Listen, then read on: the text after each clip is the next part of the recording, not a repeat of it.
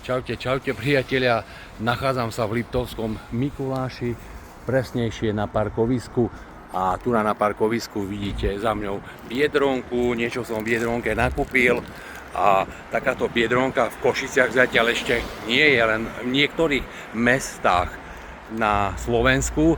Biedronka je vlastne poľský obchod. Možno raz aj my budeme mať v Košiciach, ale teraz by som vám chcel ukázať, že čo tu majú. Majú tu dokonca ešte aj obchod, ktorý sa volá Action. Tento obchod Action ešte v Košiciach nemáme.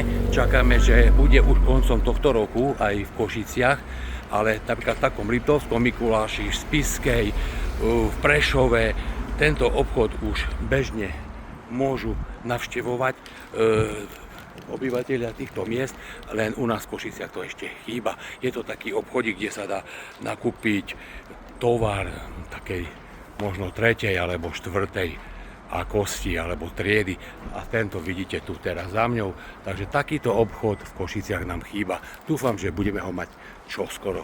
Priatelia, to len taký krátky short, aby som vás oboznámil s niečím takým, čo my Košičania ešte nemáme, ale v budúcnosti budeme mať. Majte sa pekne, čaute, čaute.